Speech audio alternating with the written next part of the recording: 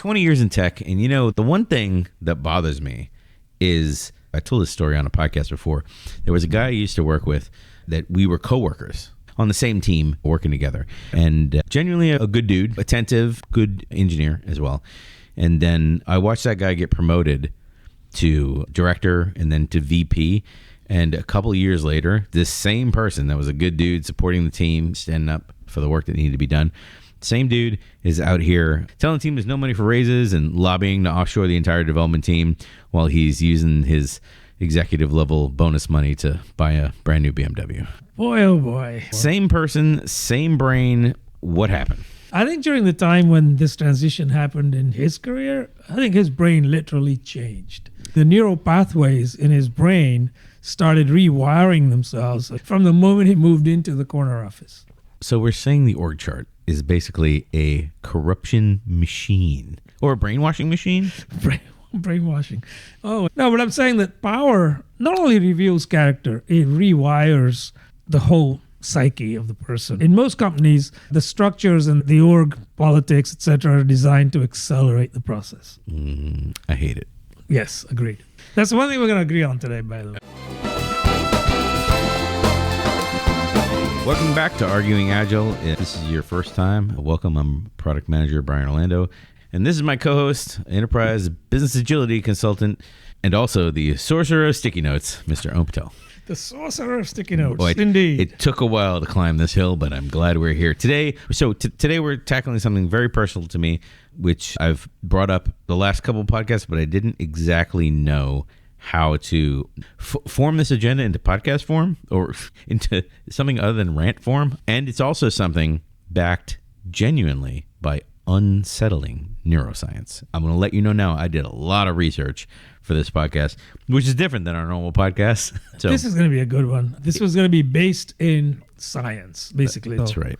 Stick around, folks. If you ever watch a good colleague turn into a terrible boss, or a good boss turn into a tyrant in the organization as they get promoted, and you wondered, like, is it just my perspective? Is it just me? This is the podcast for you. So by the end of this podcast, you'll understand several things. First, you'll understand 3 mechanisms that erode empathy, especially in the corporate environment. You'll understand the warning signs that you are changing, and hopefully before other people notice, so you can actually do something about it.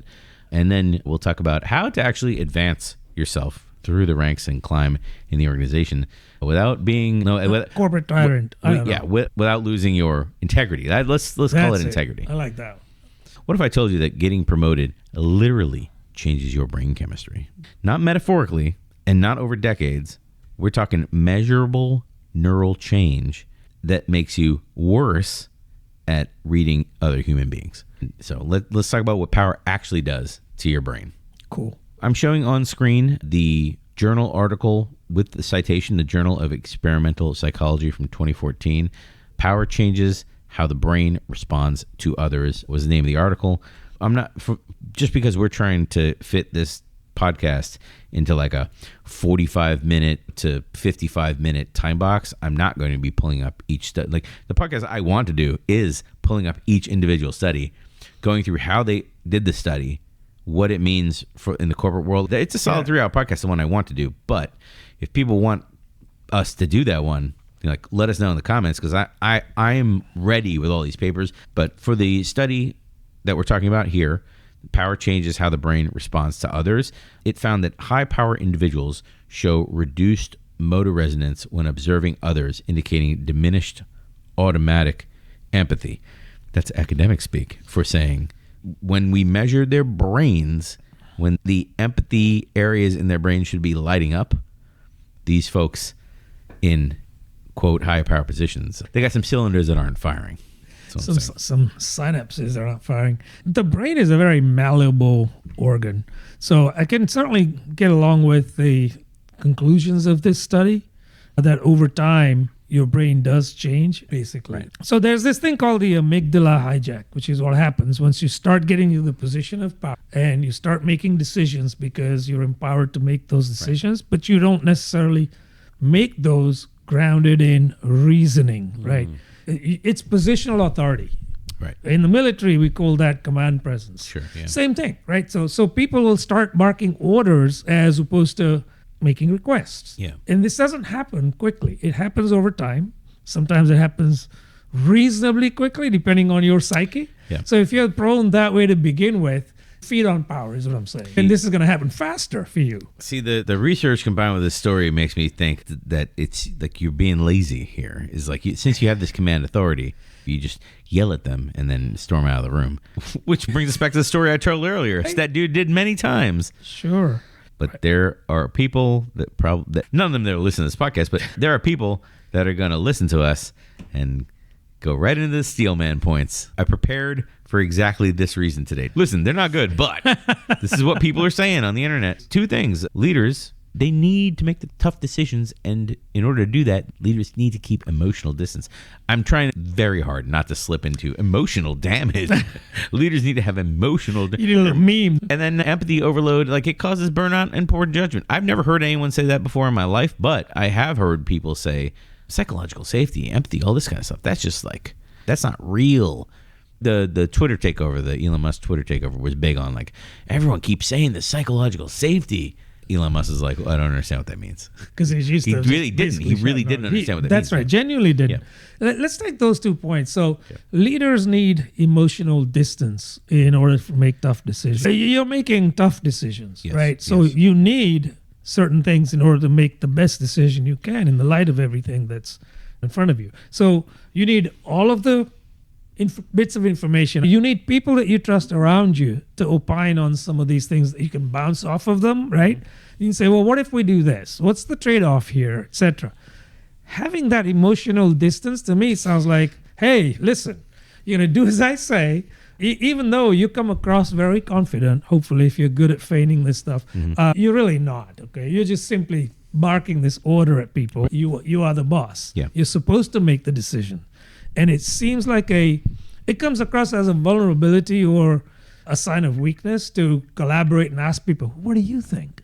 Right? Your leaders, depending on where they fall on this, they might say, well, hey, I hired you to make the decision. Or if they're not on that side of the spectrum, they might say, hey, this guy is getting all the facts, getting the opinions of his team, and making a consensus-based decision. Hopefully that's grounded in some sort of fact and evidence. Yeah, what a loser. Like, Yeah, well, there's the other side. So listening to what people say, what a loser. Yeah. I mean, since we're talking about emotional damage, I put on the screen like emotional distance. Like, first of all, the Steelman point that leaders need to maintain emotional distance for them to be whatever, special or on fire, whatever it is. I don't put any credence behind that one because emotional distance is not, that's a Python, is not, by the way, everyone. Emotional distance is not like empathy shutdown. That's not what emotional distance means. You keep your emotional distance from your subordinates or whatever, you know. Right. The study was talking about that this process happens automatically as people ascend in, quote, power and authority. It's not a choice. it's also not a conscious decision most of the time. And then it's a very interesting study. It's not that long. None of these studies are that long. The longest study I think I have in here, I think was 26 pages. I think the shortest one was 8. That's not bad. They're not, I mean, you could read them 10 minutes, 15 minutes, you could read them. And if you're really, really lazy, throw them into AI and have it summarize and then give you quotes or whatever. You should read these. If you're listening to this podcast, if you're interested in this subject matter that we talk about, you should read these. And I'll have links to all these because I've got the PDFs. But the research showed that empathy correlates, like the reduced empathy of people as they get in power and they don't really need to answer to people below them. They don't need to use their empathy muscles anymore. And as those muscles atrophy, it correlates with increased stereotyping and worse people decisions. Well, which you and I might hear and be like, well, of course right. It does. But again, these are people in executive positions that are supposed to be judged on. You make great decisions. You make the best decisions. You're supposed to be making the best decisions. That's why you're in that executive spot or that chief product officer spot. Sorry, couldn't help myself, everyone. That was good. I guess what we're saying here is you can have empathy and make hard calls. They're not exclusive. But also the second point of the Steelman, empathy overload causes burnout and poor judgment. I personally have not witnessed that anywhere. It's just one of those things, like you said, people will just put up that just argue against, oh, you need empathy? No, you're the boss now. So I've never seen somebody have too much empathy. That's one of those ones on the interview where they say, "Oh, what's your weakness?" And you're like, "My weakness is I just care too much. That's my weakness." That's for Ed right there. Only because he brought it up. I will also say, and I'll leave this, part of the reason for me escalating this podcast up is because a couple of us here in the product community listen. I don't know if we all listened to the same podcast recently. There was a very popular product podcast show that if anyone remain nameless. If I mean, it's gonna remain nameless because I don't want to like throw people under the bus, but if anyone wants, send me a message and I'll give you the exact link to the episode. But it's just the dude that was on the show just had a remarkable lack of empathy. The longer the show went on, the less and less empathetic he became because like the mask kind of slowly slipped back. You know, that barely controllable mask that he was wearing over time. It just got worse and worse, and that's a very real thing. My experience in this category, as people get promoted, their empathy degrades. Unless they're taking some sort of extraordinary steps, which I've never seen anyone take, to maintain it. I've worked for several managers who have gotten promoted well above where they were ready to get promoted. And for various reasons, like I'm not digging into the reasons why. They're all deserved it. They're all great. Sure. But they all turned around and did this. They all turned around and started blaming and finger pointing. But the more that they considered their peers the executives, and the less they considered their peers, all the people that they used to work with day to day, that they spent all their nights and weekends with, the worse they were to be around. Yeah. I can think of only one time in my professional career where there was a person who got promoted from a manager of professional services back in the day when that was a thing. And so they got promoted to a VP role in Europe, managing director, that kind of a position equivalent. But they never lost touch with people that they worked with. So when making these decisions that have real impact, they would call people into a room. It's way before COVID. So it was all in person. Call into a room and say, look, if you were sitting in my chair, what decision would you make? And he would get feedback from most people around that, people that were willing to speak up. And he would make the right decision based on the feedback. That is very rare. And the thing that really kind of was striking is when he did that, when we were on a client site in a different country. Mm-hmm. Yeah, and he said to the client who was asking for the decision, demanding the decision, he basically said, give us till tomorrow and we'll get you that decision. And then that evening we all met in the hotel and he asked each one of us, what decision would you make and why? And without fear of any kind of retribution, you could say, I would do this and here's why. And he made what we all believed was the right decision. He told us about what he was going to tell the customer the next day. Yep. That's exactly what he said. And he actually told the customer the same thing. He said, I got with my team last night and we all considered all the viewpoints and here's our decision. There was some nuances there. He didn't make the snap decision that most people are likely to do, but even the morning after it was, this is what we decided, not I decided. Yeah. Very, very rare. Interesting. Yeah. If you find yourself being promoted, then you might find that your promotion comes with a neurological side effect of less empathy, and it wasn't even in the offer letter. You get it for free. Oh boy. Yeah. So only because it's the Arguing Agile podcast and we got to have some takeaways in each category. Let me get your opinion and see if you think they're good or if they're fact or crap. Sorry. Let's see. So I got a neural empathy checks. I have scheduled monthly one-on-ones with people that are basically don't sit at your level. So if you're a VP or an executive, I'm talking worker level folks, like 2 levels apart. This is sort of like we talked on the podcast before about the random coffee, the rotation where every week you're meeting with different people, that kind of thing. Meet with 2 people, talk about where you ask questions and they talk. Basically, you're not the one dictating. You're not the one leading the conversation, basically. Number 1. Number 2 is after every time you make a hard decision, you write a sentence about how it's going to affect somebody specific, like a person by name. And then the third one is to kind of just ask yourself, to check yourself, when's the last time you felt genuinely uncomfortable about the impact of a business decision, even if it wasn't your direct business decision, something you had influence into. So, I mean, I don't see a lot of people ask themselves number 3 at all, especially the folks that are out there talking about gamification. So those are 3 things, the one-on-ones I feel you should be doing. That I think that's probably the strongest thing on here that helps. Yeah, and here, just to clarify, we're not talking about one-on-ones with people that are directly beneath you or reporting to you. We're talking about one-on-ones with people further down. This is fantastic. And they don't have to be necessarily formal on a calendar. They don't have to be that. Yeah. You can invite people, like you said, for coffee or whatever, and talk to them. Just have a conversation. This isn't done nearly often enough. So what do you think? Have you felt this empathy shift in someone that you used to work with that got promoted? Or have you been promoted and are you the captain now? And then you feel this empathy like gulf within you? Either way, let us know in the comments. And the best way to support the podcast is to like and subscribe. Look Okay. at my eyes. I am the captain now. Oh, speaking of being the captain, so that we talked about what power does to your brain, but what if some people were already wired like this before they ever got promoted?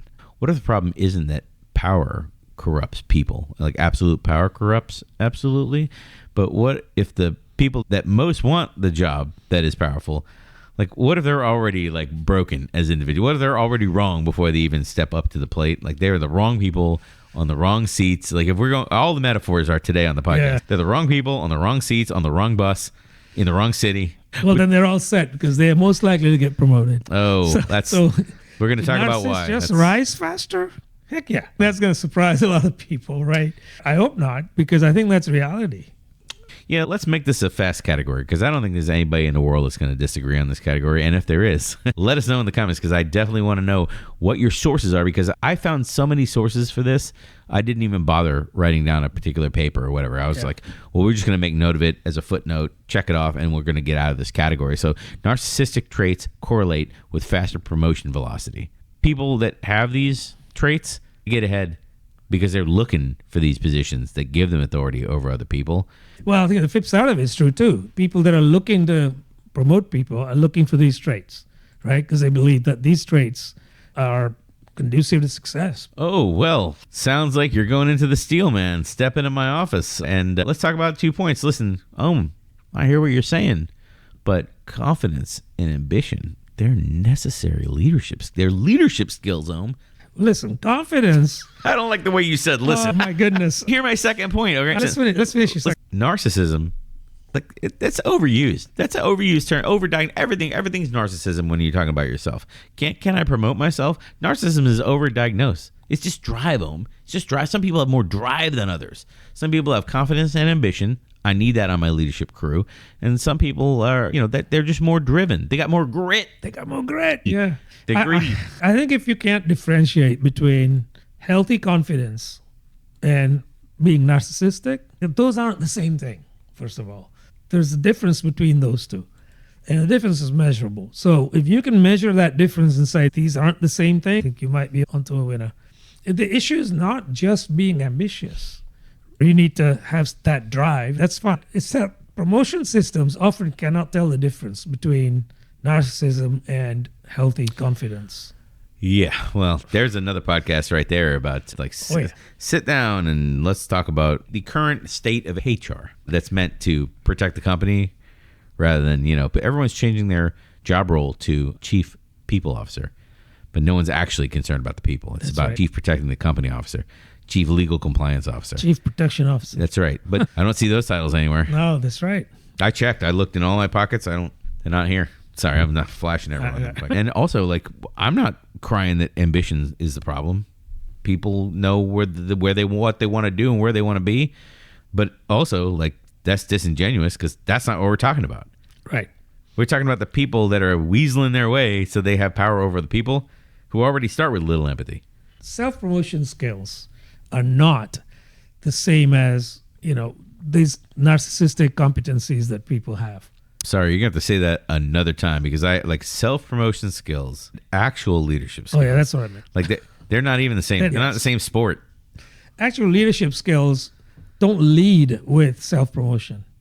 Self-promotion is kind of very, very lightly used in that scenario. I know there's going to be people out there that if I just cut self-promotion skill and actual leadership skill are completely separate competencies, not even in the same ballpark, not even in the same sport, and just leave that as a clip. There's going to be people that just blow their lid. I'm going to get downvoted. Seriously. This is the same person from my story at the beginning of the podcast where this was the, quote, high performer on the team where to be a high performer, he was taking credit for the entire team's accomplishments and being the person in the room when news about the team going over the finish line, he would always be the person that delivered it.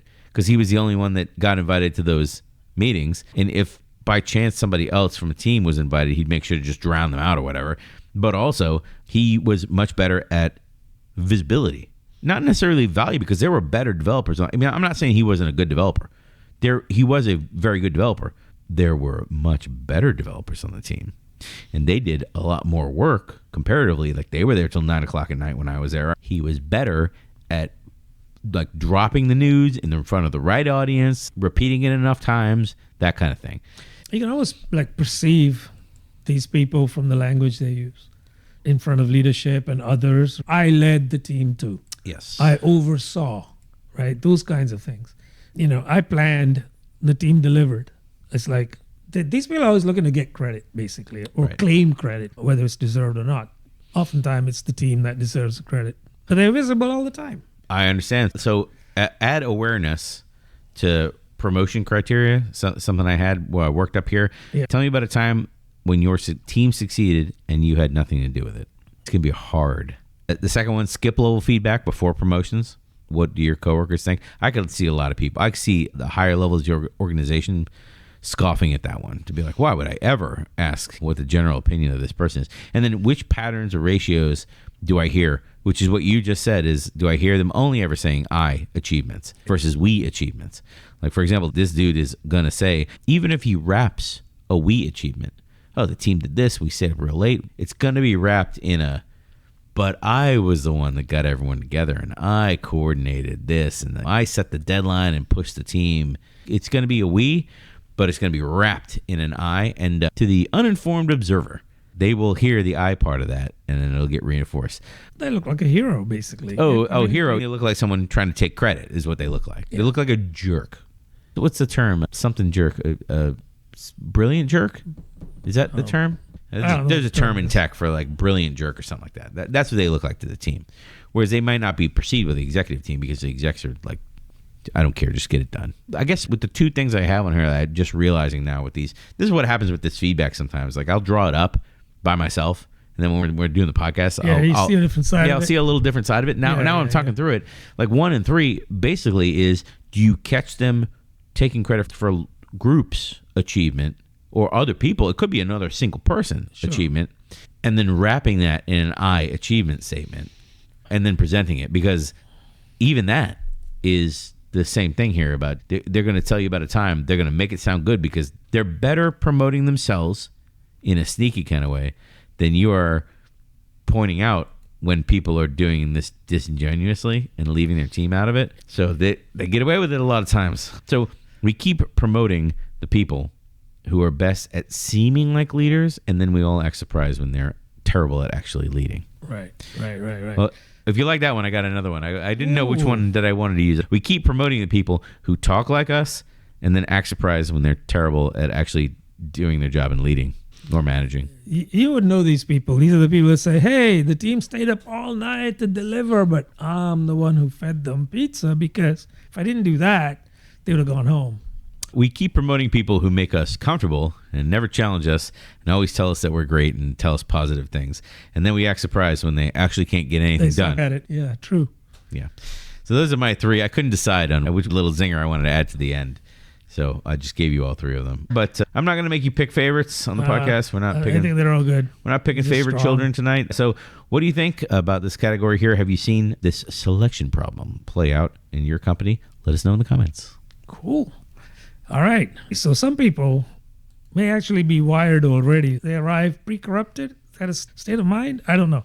But that's where it gets a little murky. So what if the organization itself is designed to make it worse and propagate it? Every company says they value collaboration and integrity. They have pictures of eagles on walls. That's what I'm saying. And then they promote the person who threw the team under the bus and fudged the metrics and answers messages at 2 a.m. on Slack and constantly writes LinkedIn posts about how teams should disconnect in their off hours. Oh, my God. So let's talk about what your culture actually rewards versus what they got on the Eagle poster in the hallway. Oh, yes. With dust on it. This could be a whole podcast, by the way. Organizational behavior research shows that the stated values and rewarded behaviors diverge significantly in most corporate environments. Employees follow incentives, not values posters. But it wouldn't be a podcast without a steel man. These are things that you're going to hear, the pushback you're going to get. And it's going to say, hey, results matter. Companies need to reward output because results matter. We have to have results that matter. And also, like, how culture is difficult to measure. Culture is nebulous. It's about behaviors and it's about things that we can't necessarily track. Performance can be tracked. We set a goal, we did it or did not achieve the goal. We're not measuring executives on performance here. Thank you very much. Get out of my office. Yeah, they have a different scale. Get out of my office. Yeah. They're on the buy a new BMW plan. That's what they're on. So, those are the two things. I mean, I know you got some feedback from me right off the bat with this one. I do. So on that first, results matter, sure. But at what cost? How you getting those results matter too. Not just getting the results themselves, especially if your organization leads with all this stuff about work-life balance and you work to live, not live to work, right? Results without examining how they were achieved creates some perverse incentives. Yes. And you can absolutely measure culture, to your second point, right? There are many different ways to do that. Are people hanging around your company for a reasonable period of time? Your retention data? Get some skip level feedback that we've already referred to. And then some management 3.0 techniques like 360 reviews, for example. What about this? Asking your clients about your corporate culture. Or how about you take your Glassdoor reviews seriously and actually sit down and talk to your HR folks about what they're doing to stop having They hide behind the fact that these reviews are only ever placed by people that are disenchanted, and they always do say that too. It's like, oh, look, and also our low reviews on product sites or whatever is because only people that are upset leave product reviews. Feedback, and nobody ever leaves us 5 stars. What a terrible. Well, if that is true, you have some work to do, don't you? Right? One would think, right? Unless you return us back to the previous category or the first category of the podcast where you're lazy and you don't care because your empathy has degraded. So we talked about a toxic So the other one that we haven't talked about is that toxic high performers. The toxic high performers, they get the company the short-term gains they're looking for, or the short-term objectives, the things across the finish line, or they promote themselves as being perceived as the people that make those plays, which, as like any kind of short-term gain, there's some kind of trade-off where in the end there potentially could be long-term damage that happens based off of all the short-term incentives and shortcuts and tech debt, whatever we're taking on, relationship burning, whatever we're taking on. These are, though, the types of people that get themselves promoted pretty quickly, right? Going back to the previous segment of the podcast. So these are the very people that get promoted through putting on this song and dance about how they are performing, so performative, really. And then all the stuff you see, the bottom of the slide here, 996 culture, always on culture, where you got to answer your Slack at 2 a.m. on a Sunday or something like that. Hero developer worship. They're all design choices for your org. The irony of this is a post I saw on LinkedIn just the other day. Somebody put a screenshot up from a message from his CEO. And it said something, ungodly hour.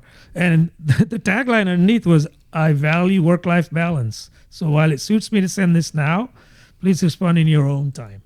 But they were demanding an answer. It's like, what do you really believe in that case? I don't know if I have a great story. All my experiences with this are depressing. The one that I talked about when the manager was up in front of the VP was in front of the whole company and claimed credit for the whole development team while all his peers were thrown over to their team and bringing up people and being like, yeah, here's a manager of so-and-so. Let him talk about how his team got this across the finish line. Like the whole company won a massive deal or something like that. Yeah. I told that on a previous podcast, so I don't want to make people bored that have listened to it before. I want to say your culture is not in all the eagle pictures that you put up on the wall. It's about who you promote, who you protect, and who you let get away with murder. Except for that last bit, which is never written down. You could objectively try to measure your culture by tracking those things. So I wrote down a few points for the culture audit here. I want to just bounce them off of you. Culture audit of promotions, like the last 3 people that got promoted in your organization. What behaviors got them there? Go ahead and jot them down. Like this 30 seconds is what I'm saying. Like, it's very quick. Take 30 seconds, compare that list to your values, right? Show me the gaps. What are the gaps? And then what I feel is the most important is ask yourself, if I copied this exact playbook, would I get promoted? But also, would I be proud of myself if I followed this playbook? You might get promoted. You might not like who you are. You might not get promoted at all because there's a bunch of other factors that I specifically sanitize out of this podcast of like, well, you don't go golfing with the CEO on the weekend. So when you cross the line to do whatever, it's seen as bad. Whereas where Gary from sales did it, it's just normal. Gary from sales has a lot to answer for. So those are the three things. It's like, hey, if, but it requires you really to be paying attention to the behaviors that got a person where they are. Right. I wasn't necessarily doing at this stage of my career when that person got promoted, and then suddenly I found myself like, oh, how are they now crafting the story, even though they had very little to do with it? Because I wasn't paying attention to that kind of stuff at work. Yeah, you just got to be cognizant of this. I guess it's one of those things that come with growing experience. I feel like most people that are just young in their careers, they don't think about this that way. Yeah. A ton of substance in this section, like we can't measure culture. Like you absolutely can measure culture. You just need to want to badly enough. Right. Okay. So what do you think about this category? What was the biggest gap between the stated values and the actual rewards at your company? Like, let us know. Let us know if you got a zinger for this one. So the org rewards bad behavior, but there's another layer here. What happens when that person quits being relatable to everyone they used to work with, and basically they don't even know themselves anymore? When I cooked up the podcast, this is the category I started with that I really wanted to talk about. So if I get excited, you gotta reel me in, is what I'm saying. So here's something wild from the research. Rich people, sorry, that's not cool. The research does not call them rich people. It calls them high socioeconomic status people. Oh yeah, so rich. I mean, like they're measurably worse at reading emotions than poor people. That's what I'm saying. Oh, sorry, low socioeconomic status. Yes, low SES. Not because they're bad people. I'm not saying like all rich people are evil. I'm not saying they're bad humans, but it's because they don't need to be good at it. It's kind of the same concept as like when you got $1 bajillion, you don't need to be good at finances. That's why you hire an accountant. Yeah. Right. So what happens when your promotion creates a class divide between you and your former peers? Nobody's talking about it, but my kind of somewhat cheeky answer to that is you find new peers that are just as rich as you. This is sad, actually, because you forget where you're from at that point and what brought you here. So yeah, I've seen this. I guess this is what they mean when they say power corrupts, because I've seen that. You just turn your back on people that were your people. Or I don't mean to go full like supervillain here, or communities. Or groups or companies, So the research here, I have the research on the screen for people. I guess for anyone listening, I'm going to throw all of the different studies into the comments, at least the titles, and you can go find them yourselves. This is a study done in 2010 called Social Class, Contextualism, and Empathetic Accuracy. 2010 study. The takeaway here is that lower class individuals demonstrate higher empathetic accuracy because their survival depends more on reading social cues. And each of these I could go into. Again, I'm not, just because I'm trying to move through this podcast fairly quickly. Yep. This one was interesting. There's a lot more in this study about being goal-oriented and anything that drives you toward or away from your goal. That's one of the cues for being less empathetic, because your goal is more important than your relationship with that person, that kind of thing. So there's some interesting stuff in here. Again, I wish that we had more time, but as you know, with any point, there's going to be a steel man. So 2 points here. Leaders, they face different pressures, and that requires different skills. And the most cynical take here is you've outgrown your circle of friends. You need to get new friends, better friends. And who's the one to tell you they're better friends? Me. I'm telling you they're better. And then the other one is you can't lead effectively when you're stuck in an individual contributor mindset. The management requires a completely different mindset. And all the skills that got you there in the IC role, you now need to learn new skills, and the people you learn new skills are from the new crowd. So, hey, none of those other people can tell you anything. All the people that were responsible to help you with success to get here, they're useless. They're useless, and also you have now become them, and you were once us. Yeah, different pressures, though. They don't require you to abandon the ability to understand your team's reality, the day-to-day that they're experiencing. Because you're there. who better positioned to understand that than you, right? An outsider may not have the full appreciation for that, but you were there. Well, I mean, also going back to the first category we talked about today, where you like physically start losing, like your brain doesn't fire empathy as intensely as it did before because you just don't care about that with this new team that you're on, with this new culture that you're in, these new group of friends you're trying to ingratiate yourselves that are all jumping off of bridges. Didn't your mom ever tell you don't jump off a bridge if your friends jump off or something? I don't know what. If you're saying these people, they've either lost touch with the IC experience because it's been so long since they've been an individual contributor or worked on a team or worked with other people, or had to actually back up their assumptions with evidence. Because I find another one, like that's a big gap with leadership and even like mid-level supervisors. It's been a while since they had to make a bet and then go get evidence and then sit in front of the panel and get a talking to about why things didn't pan out, let alone like everyone could talk trash when they're successful, of course, but not a lot of people can talk trash and then go and try to execute when they really don't know how it's going to turn out. The irony of this situation isn't lost on me though, because I mean, look, you were one of several people around the table at one point before you got promoted, and so yeah, you were in the IC, you were steeped in the IC world, but just because you got promoted doesn't mean you're not. Because guess what? You're now judged for you still by those that judge you, the leadership, the higher leadership, if you will. The irony of it is you still need to now continue working in that mode where you value other people's opinions. You're just not going to win by yourself in the long run. Yeah. Short run, maybe. So that's the first thing I would say about that first steelman. And then the research shows this empathy loss is not about the greater good or your capability. It's about the need of the hour. I need to do this. Right. And I think it's self-reinforcing in that when you look around at your new peers, you tend to emulate what their behaviors are, which are largely not what yours were before you got promoted. I mean, that human beings are social creatures first, more than they are creatures of the truth first. That's a big, bold statement, but I mean, if it's true, like it does help explain why people can rewire their own brains to get along with a crowd that they know are like not telling the truth about this thing, or they know that like the company's busting record profits, there's no reason to do layoffs now. But I guess we're okay with it because that's what we do this week. So you rewire your brain, you become okay with it, and then you sleep just fine at night. And now you're the villain at the end of Die Hard. Sorry, that was an escalation, I know, but... Not much of one, though. Much of one. The higher you climb, the less you need to understand people. And that is exactly why you stop being able to. Your amygdala has already been hijacked. Yeah. So the executive bubble that you're in now, that's not wisdom. It's a blind spot that gets worse and worse and worse the longer you're there. It's a blind spot that could tank your company because now your idea is the best and everyone else's stink.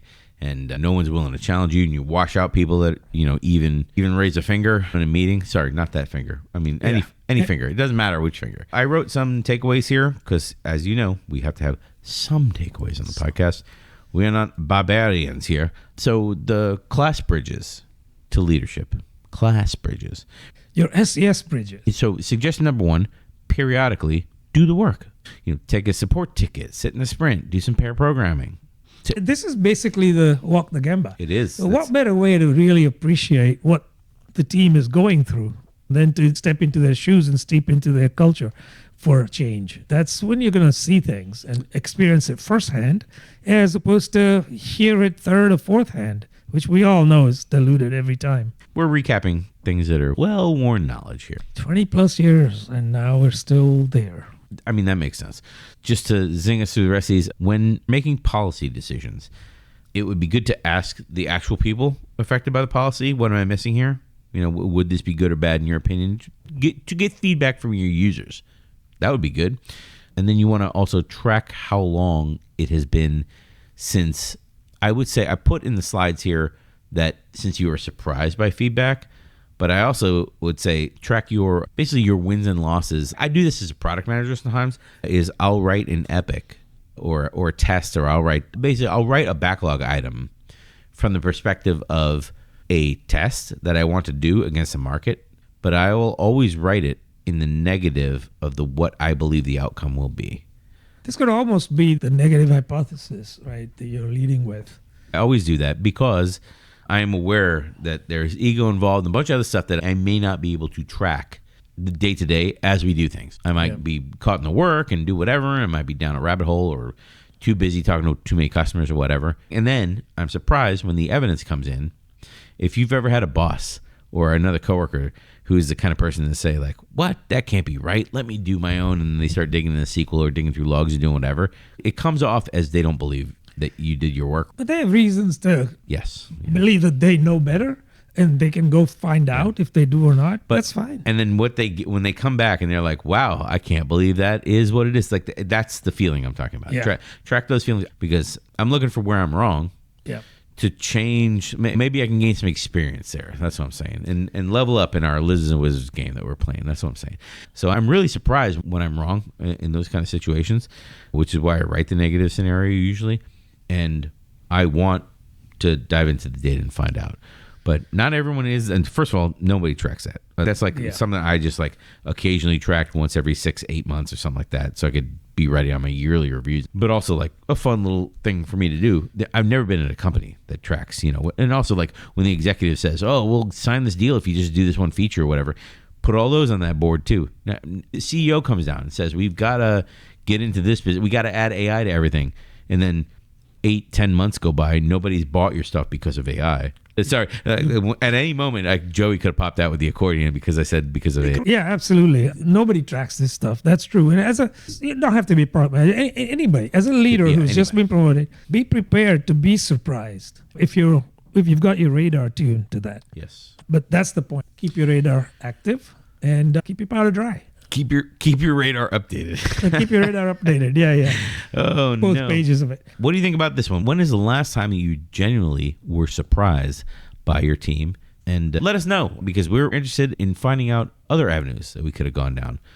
So we painted a pretty grim picture about the power changes and what happens to our brains. And we talked about how bad actors rise faster than everyone else, and then how orgs reward the wrong things. So is there any hope here?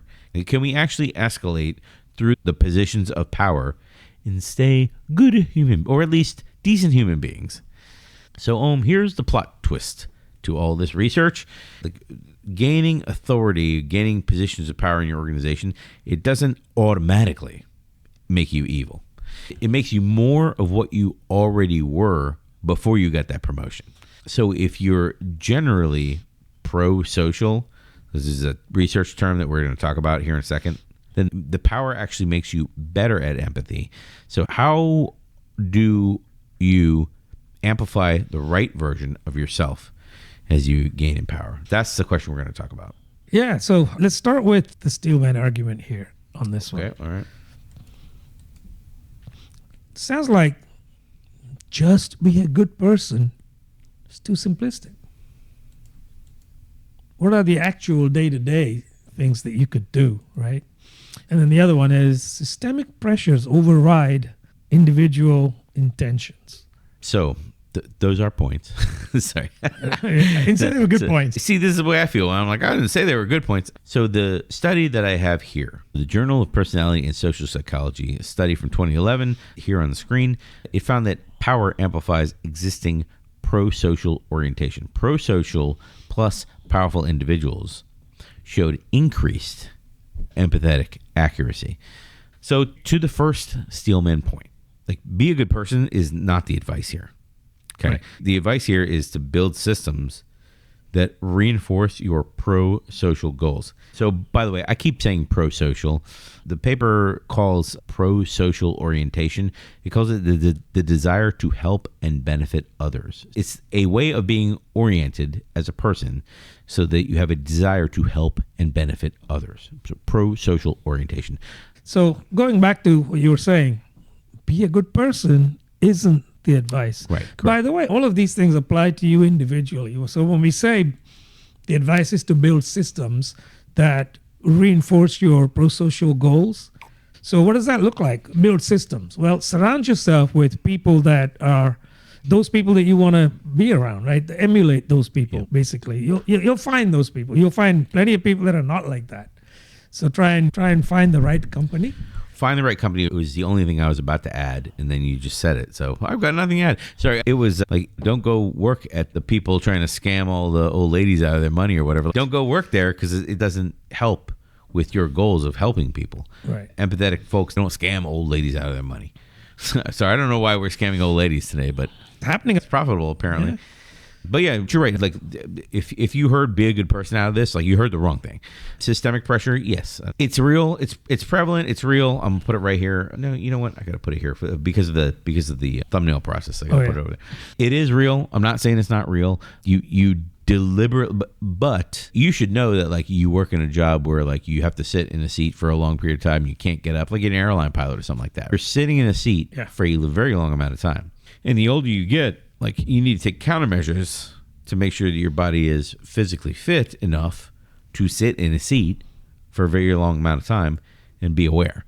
I kind of consider this very similar in terms of one is putting you in a position where physically you're going to be challenged if you don't keep a good body ratio and keep yourself fit. None of your metrics rely on it. None of your indicators as a company or whatever, your bonuses, nothing like that relies on it. Yeah. And in fact, you could be the opposite, get a lot of short-term gains, and you're going to be on in 4 years anyway. So, well, this is exactly what happens out there, right? Right. 4-year tenure is probably very, very common for leadership. The systemic pressures are real, but if the systemic pressure is real, the reality of the position is I'm going to be sitting in a chair a long amount of time. Like I have a decision to make. I need to now enact certain countermeasures to that. Well, what is the countermeasure to being stuck sitting in a chair for 12, 16 hours? And whatever the flight day is. I don't know what the flight day is. Yeah. But being in a chair, unable to basically go far from that chair, what are the countermeasures I'm going to apply? And this is the same thing. If you're in this role where everyone just tells you what you want to hear, what countermeasures are you going to apply? We listed a few in the previous categories of start having one-on-ones with these people that they don't necessarily work for you. You don't necessarily supervise them. They're more than one level away from you in the organization. Maybe the things that they tell you are not super important, but you want them to talk and for you to listen. The thing that you can learn from that exercise is how to generate, create, build empathy, maintain it, keep it in the back of your mind, not be a psychopath. Right. That's all I'm asking. Yeah, the other thing we mentioned in the last segment is walk the Gemba. Put yourself in their shoes to really appreciate what's going on. So the leader's job is to design an environment where power amplifies people's best qualities, not where the power emphasizes the opposite. There should even be guardrails for going too far off that track in one direction, where the power is meant to emphasize only positive traits. And when we start measuring these negative things happening, because we know that power also escalates other traits, then the guardrails kick in. Absolutely. But unfortunately, those countermeasures either are completely absent in most orgs or are confined to some HR manual somewhere and never enacted upon. This is what it takes. Oh, by the way, though, we prize work-life balance. However, we want you to work this weekend. Yikes. Yeah. Sheryl Sandberg needs you to come to the back of the plane right quick. Oh, boy. There should be a YouTube video for that. I think what I'm learning is that power doesn't corrupt. Power reveals.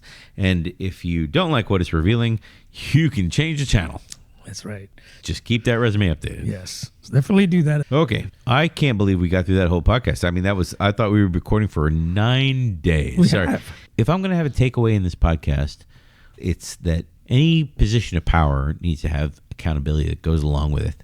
Like if the accountability that goes along with it is formal or informal, I don't know if that matters. I mean, that probably is another podcast, right? The formal and informal methods of doing this. But some things we wrote is like identify 2 or 3 people. These are probably your mentors, maybe your sponsors, maybe they're just people in the community. You need to identify 2 or 3 people out there that will tell you the truth, especially when it's uncomfortable, right? I guess it could be investors. I'd be very cautious about someone who wants multiple things from you. Someone who just wants the best from you. That's who I would go to. And then the second one is write down your values now before they change or change again, right? And then create a red line list, which is behaviors which are lines that you won't cross, behaviors that you won't engage in. Yeah, those values that you write down before you're steeped into this other side, come back to those once in a while and size yourself up against those and say, am I staying true to myself, basically? So let us know what you think about this podcast and what practices have you seen leaders in your organization use to keep them grounded, if you've seen any. Yeah, and if you've seen the opposite, still let us know. We'd love to know. Let us know about other topics too that you'd like us to delve into. And don't forget, like and subscribe.